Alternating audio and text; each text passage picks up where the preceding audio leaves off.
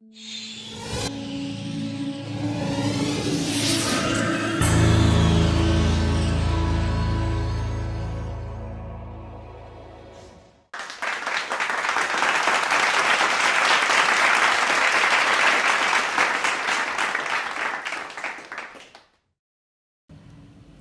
and gentlemen, it took me 14 years to first ever interact with the first computer.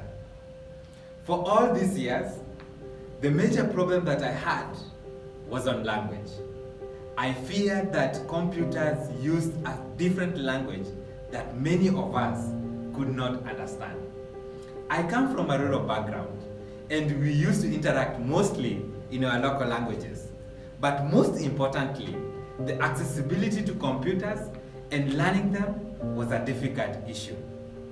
Now, we need to find solutions that can bring us forward in terms of how we can articulate the challenges that many marginalized communities and especially young people in rural areas are facing in terms of equipping themselves with skills in IT.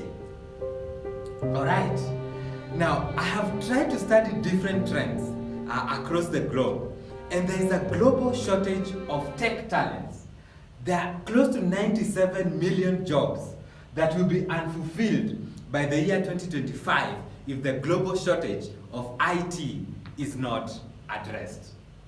Interestingly, out of the 26.5 million developers in the world, only 700 come from Africa.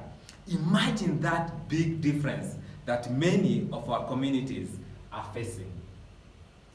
Africa is expected to have the largest population. Close to 40% of the world population will be residing in Africa by the end of the century. And guess what? Majority of them will be young people. What will happen if these young people will remain unemployed? It will be a time-ticking bomb awaiting explosion. But if we can address the challenges around youth unemployment through technology, then we have a solution for us. There's another problem that the continent is facing: the shortage of well-trained faculties or lecturers that can equip young people with the skills they need in IT. Furthermore, the curriculums are not sufficient in terms of addressing the shortage that we are experiencing. And finally, it is the infrastructure. Many rural communities do not have internet, and electricity is still a major problem. Now, what is our solution? Our solution is actually what we call as spoken tutorial. What is spoken tutorial? We call it spoken tutorial because you can only hear the words, but you cannot see the person behind the words. Spoken tutorial is actually an active learning platform for learning in-demand IT skills in any language, especially in rural areas, through the use of free and open source software. All right, and this helps us and gives us an opportunity to equip the marginalized communities to access the in-demand skills in IT. It is important to understand some of the key features of spoken tutorial. Now, it is a 10-minute long audio video tutorial that is created for self-learning. Basically, it is a series, so out of 10 you can get different series across that specific aspect. Number 2, it uses a script. Just like a movie needs a good script, so that is the spoken tutorial needs a good script. Number 3, it teaches IT skills in any language. Imagine if you'd learn IT skills in any language. If you are Rwandan, you can learn it in Kinyarwanda. If I'm a Kenyan who speaks Swahili, I can learn it in Kiswahili. English should not be a barrier in learning IT skills. It uses the free and open source software. What it means that you don't have to pay for the software that we are using. Proprietary software has been a major issue. Many enterprises have been found to have negated this, and it has cost them millions. Many young people in the rural areas do not have access to pay, do not have money to pay for some of these softwares, and becomes a challenge. And therefore, we use free and open source software. We have talked about marginalized community, and why it is important. We have an offline module where the tutorials can be downloaded into a hard disk or a USB, and the students can learn in any place they want without access to internet. And lastly, we can dupe it into any language that we want. So here is the unique value proposition for spoken tutorial, is to create or build an active learning method for learning in-demand IT skills in any language through the use of free and open source software. All right, so this is how we create specific scripts or slides and prototype. So we created our prototype, and this is one of the prototypes that we have. So we need a script, and we need the recording slide in this specific case. I'll just take a few seconds for you to listen to the video. Hello and welcome to the spoken tutorial on my first HTML program. In this tutorial, we will learn structure of an HTML document. All right, so that's how simple it is to create these specific tutorials. You need a script, and you need some of the slides to do it, and that is just a sample of what we have created. What is the market opportunity for spoken tutorial, especially in Rwanda? Rwanda has a strategic hub of becoming the leading ICT hub in Africa. And this is the strategic hub that they have for Africa. And one simple thing that they are missing out is skilled and educated workforce to address the ICT demands or the ICT skills that we have within the Rwandan ecosystem. If you look at here, this is how the demand is. There are very limited skilled people with IT skills, and that is the gap that we seek to fill as spoken tutorial. Training in demand IT skills needed within the tech ecosystem in Rwanda. All right, so what are our products?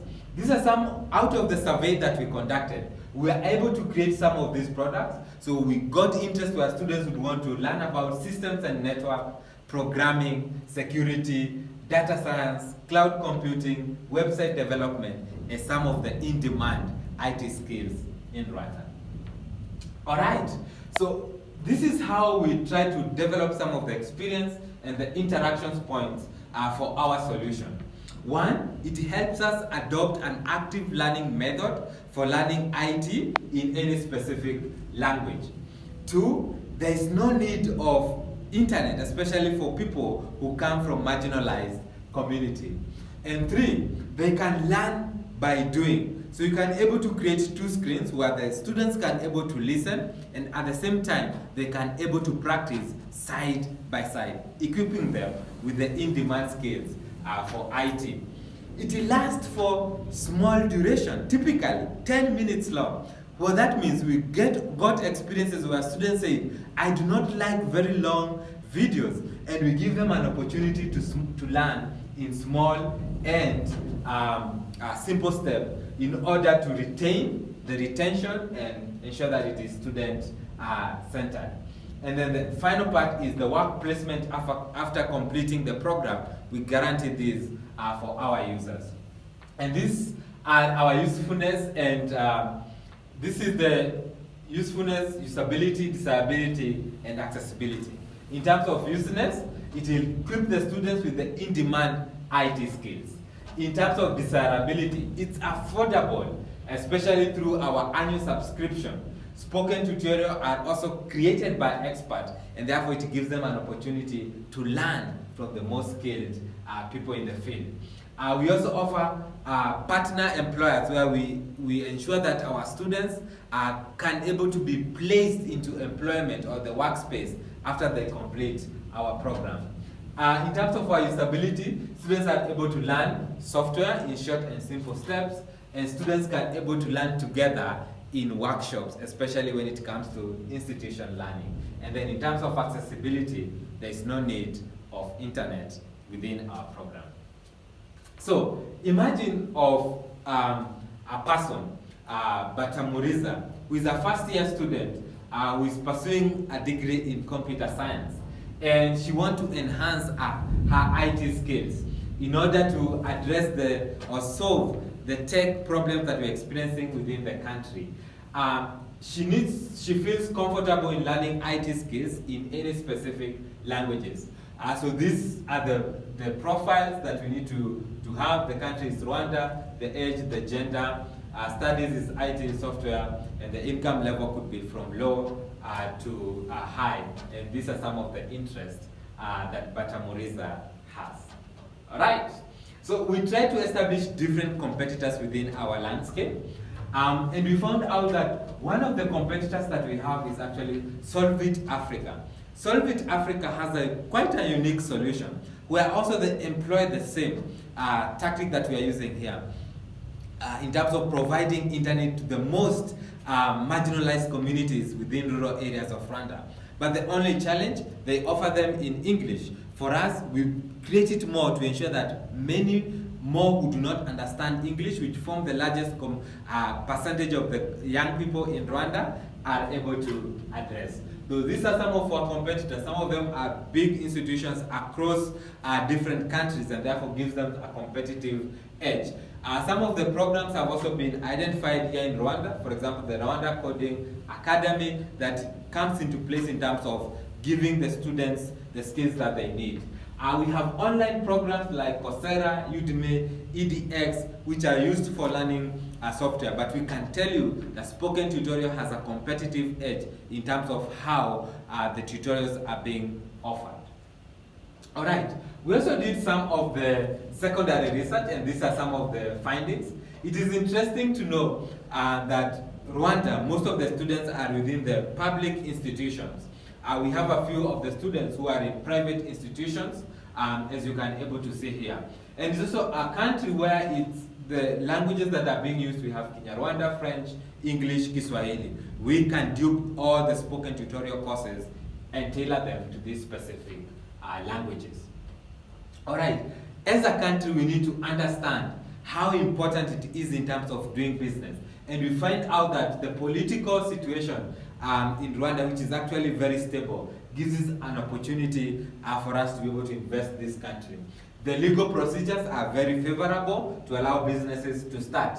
And in terms of the economic aspect, Rwanda has an average of 8.8% in terms of ease of doing business, in terms of the economic growth rate. And it's ranked 2 in Africa in terms of ease of doing business. However, it's important to know that the purchasing power for most of the communities here is quite low. Social impacts, very limited skilled population, and that's the gap that we are trying to fill a Spoken Tutorial. Environmental, we have specific zones that government have put in place to help them address the challenges for industry to build up, and I think that's in terms of environmental is very important. And then technological, there is a low technological level, and that's why Rwanda is building its ICT strategic hub 2019 to 2024 to address some of the gaps that we are facing. So as I talked, this is the strategic plan. It is important to identify that the digital literacy in Rwanda is actually less than 10% of the 12 million Rwandans that we have.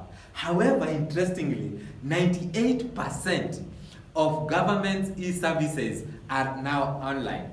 It's become a challenge, and that's also a gap that Spoken Tutorial seeks to address. The growth of digital skills is also needed within Rwanda's labor market.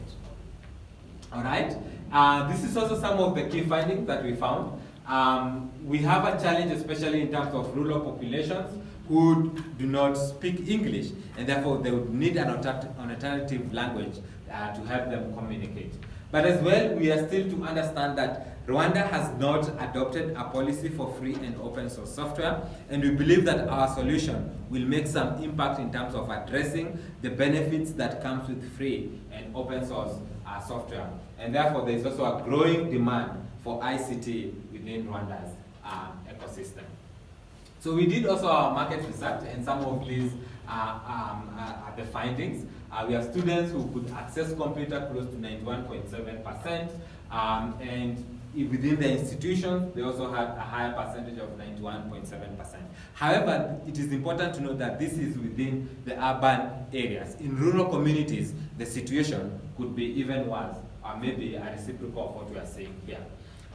We try to understand if language students were interested in terms of learning IT in different languages. We had a percentage about 50% saying that it's maybe, and this research is because it was done in urban areas of Kigali, where most of them are comfortable in terms of learning using English. In rural areas, the situation could be different.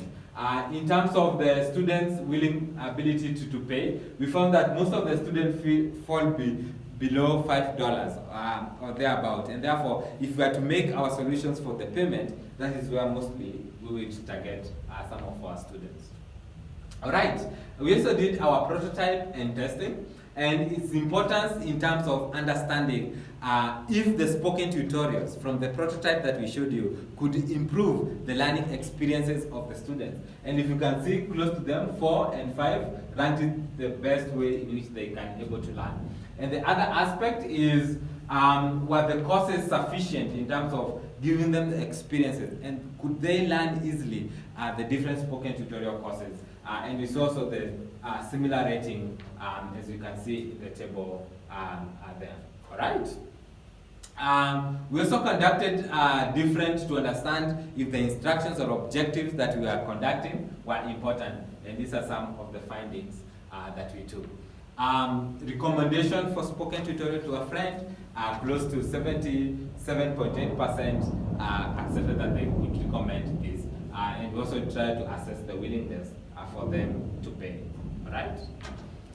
So what will be our revenue model? Mostly we'll target public and private institutions, secondary or university, and that is also very important. So schools and the like, I think that's critical. This is our sale plan. We target high schools. They have an annual package of $350.